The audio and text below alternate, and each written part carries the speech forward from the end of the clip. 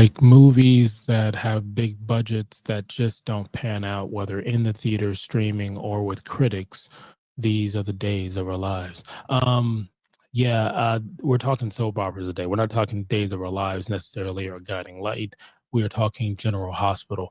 I never thought in the years I've been alive that I would sit down and have a conversation about General Hospital. But before we get into General Hospital and how the hell did I get to this hospital, and I'm not an outpatient.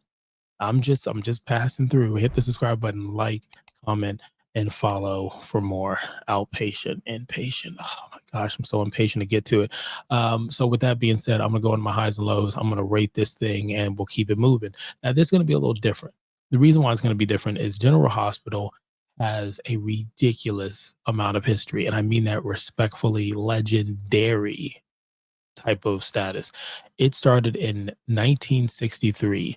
Currently, right now, ABC over 40 years. It was the one of the best things that ABC had as a network as far as daytime. It owned and it was something that was a part of pop culture, a part of culture, a part of just in general. You had stars before they were stars on this show. You had people who were just stars super hot and they were on the show. You had cameos. You had people who regenerated their careers, here. Some that probably fell off because they came here. I don't know. But point blank, there's a lot of people on General Hospital and soap operas in general, whether you're thinking soap operas like those shows I mentioned earlier at the top of the show, or you're thinking shows like Sisters on BET that I'm watching. You can check those reviews on that one. And there's some other one, Sugar Queen or something like that, that's on my list to kind of take a look at. Some of them kind of borderline where it's drama or is it a soap opera? You have, off the top of my head, some people will say that Grey's Anatomy is a soap opera. I don't know necessarily how this works, but how did I get here?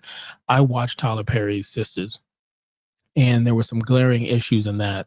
Though I'm still watching after 7+ seasons, and I was like, you know what? Maybe I like soap operas. Maybe I like reality shows and dramas more than I thought. I don't know. So I started watching Love Is Blind season 9. You can go ahead and check those reviews and stuff we're doing.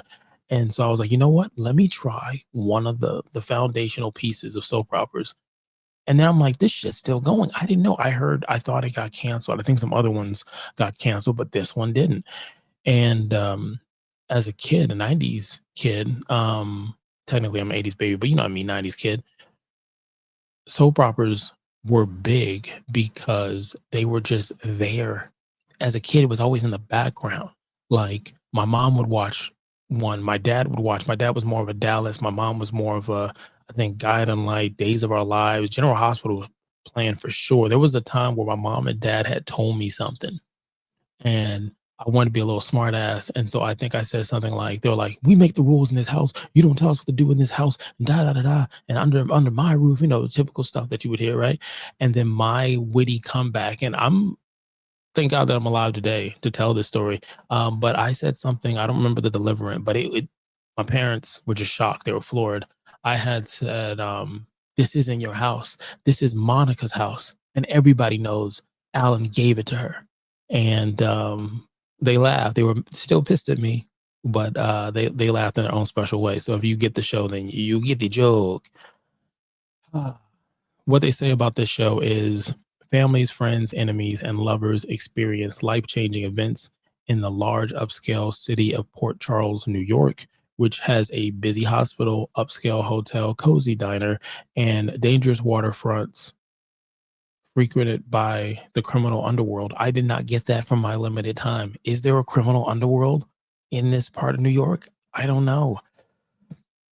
All right, so I'll tell you what I didn't like about it. I didn't like the fact that I don't know how to get on this. It's a treadmill or a subway or a train that's moving, and you're supposed to run and just jump the fuck on, and you may get injured and not actually be able to get on, right? Or you may get on and sing like John Mayer, stop this train, I want to get out and go home again. Anyways, great song, check it out. So for this, I watched the last 20 episodes. I think October 9th of this year, 2025, is the newest episode coming out that I didn't watch. And that's the end of this experiment. I just want to say that. And so I watched it. I think it was 30, 35 minutes each episode. There was even someone who passed away. And I think they passed away in real life, and they were showing the decades that this person has been around. I think they were a doctor on the show, and they were showing the decades that this person has been a part of the show and different moments and stuff like that. So it was pretty cool to see that, especially if that was real or not. But I don't know if it was real or not. I'm assuming it was real, not in the character sense. And that's crazy to do a show where if someone passes in real life, you can give that kind of canon lore and let it ripple through time. That's pretty cool. So I didn't like the fact that it doesn't there's no way for you to know how to watch this show. You just need to watch it. Just watch it. You're hoping you watch it at a good time and they give you what you need to stay vested. So what I've heard is this season is better than last season. Last season or so wasn't the best. From what I remember sitting down and watching and hearing from certain people when I did research, the year 2000s was some of the best General Hospital had to offer. The 90s and certain stuff like that. So I don't know. I don't know. Like it made me think after watching this, real fans of General Hospital, which you can watch on Hulu, I feel like they should tell you, you should check out General Hospital. Check out season this to this or year this to this. It was premium. Start this date and do this and you'll love it. You'll enjoy it and walk away. So if you know a certain year or time frame or episode span, let me know in the comments.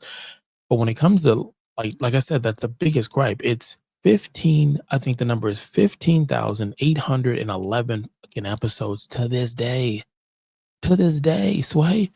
That's wow. And then you tell somebody like I thought telling my son catch up on One Piece. I thought that was a fucking challenge. My goodness, this is a challenge.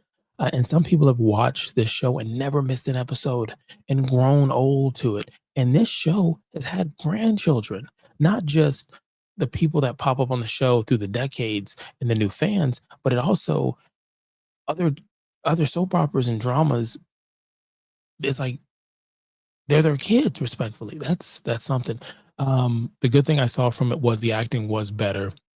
Not acting in sense of the actors versus I'm putting it with sisters. Um, their pacing for each episode, again, 30 minutes, and I said it with sisters, it needs to be shorter. You don't see the mistakes and the miscues and transitioning into the emotions. It's smoother. The set design for some of the places are a little bit more elaborate.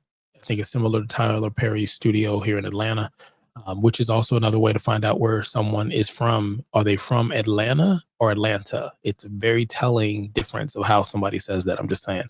But I was watching it saying, man, it'd be really cool if sisters picked up on some of these. I think it would make the show just run so much smoother. And again, I'm just a casual person, so I don't know. But other than that, another negative thing, there's more negative than I have that's positive, but the other negative thing would be, I guess I would say I had no connection to any of the characters.